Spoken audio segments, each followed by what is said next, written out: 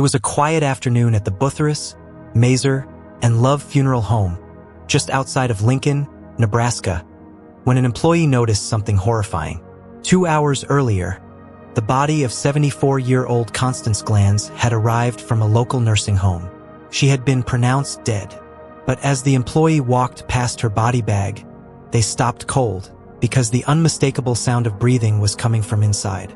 Ripping open the bag, they found Constance, gasping for air, alive.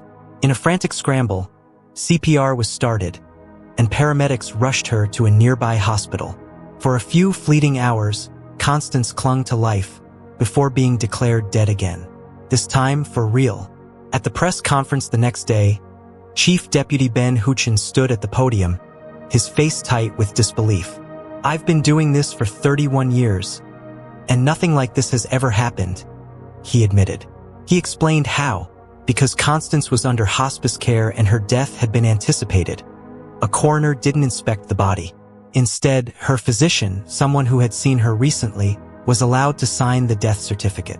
It was supposed to be routine, but this was anything but routine. As shocking as Constance's story was, it wasn't the first, nor the last. Just 3 years earlier, in Ecuador, a 76-year-old woman had been declared dead after a suspected stroke.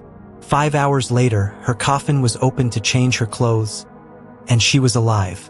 Months before that, in Iowa, another elderly woman was zipped into a body bag and taken to a funeral home. She too was found gasping for air. And in Michigan in 2020, a woman with cerebral palsy was declared dead by paramedics, only for a mortician to discover her breathing while preparing her body for embalming. The most haunting of them all? In South Africa, after a car crash in 2018, a woman was sent to the mortuary. Hours later, workers opened the refrigeration unit and found her alive inside. These stories expose a question that humanity has wrestled with for thousands of years. What does it truly mean to die? The answer, it seems, isn't as simple as we like to think. Dr. Joseph Ebel, a physician and president of the Tulsa Guild of the Catholic Medical Association, weighed in. "Dying isn't a binary switch, it's a gray area," he explained.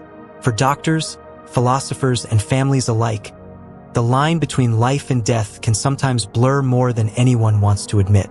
Throughout history, humans have been haunted by the fear of being buried alive. The ancient Greeks would slice fingers or toes off corpses to check for any response. The Romans tried reviving the dead with hot water and shouted their names 3 times, a ritual called conclamatio, just to be sure. Slavic communities would sing and scream at the body for 3 whole days before surrendering it to the grave.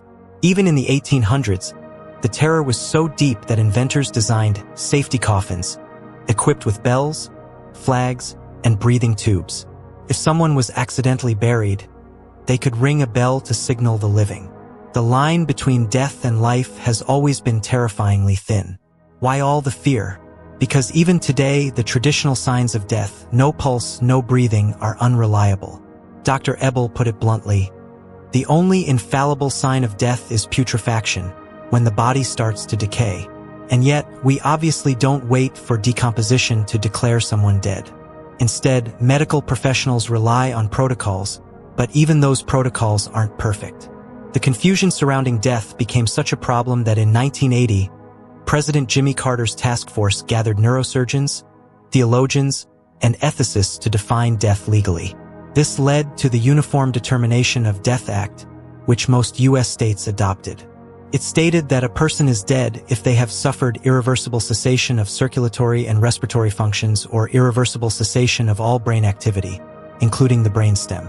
The modern world now largely accepts brain death as biological death. Yet even this definition has its problems. Patients declared brain dead can sometimes grow hair, menstruate, or even carry pregnancies. Are they truly dead? Some legal battles have emerged over whether insurance should continue paying for life support in such cases, and whether organ harvesting from these patients is ethical. Dr. Ebel noted a chilling reality. Before organ donation, there was no rush to declare death. Now, there's tremendous pressure to do so quickly. Organs must be harvested before tissue decay begins, sometimes while the body is technically still functioning on life support. For most, death is the moment when something essential, the soul, spirit, or consciousness, leaves the body. But in the medical world, it's more pragmatic. Death, Dr. Ebel explained, means the patient isn't coming back on their own, and we're going to stop trying. It's a statement that sounds simple but is laced with profound subjectivity and uncertainty. And that brings us back to Constance Glanz. Her near burial alive wasn't just a tragedy.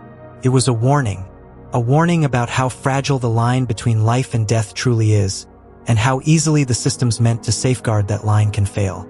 Dr. Ebel left us with one final thought. In places like nursing homes, declaring death becomes routine, casual even. That's the problem. We must be humble in the face of death and exert the utmost caution in declaring it. This story isn't just about a tragic mistake. It's a reminder that death isn't always as certain as we assume. Behind every body bag is a human life, or at least the possibility of one still fighting to hold on. In a world where procedures become routine and checklists replace compassion, the cost of a careless moment can be someone's last breath. Whether in hospitals, nursing homes, or funeral homes, the lesson is simple but vital. Slow down. Double check. Be certain. Because when it comes to life and death, assumptions are dangerous and mistakes are irreversible. In the end, this isn't just about medical error. It's about dignity. It's about the sacred responsibility to treat every person, living or dead, with the care and respect they deserve. Every life matters. Every breath matters. Even the ones we almost missed. Subscribe to the White Coat Crimes for more shocking true stories, medical crimes, medical mysteries, and the dark side of healthcare you were never meant to see.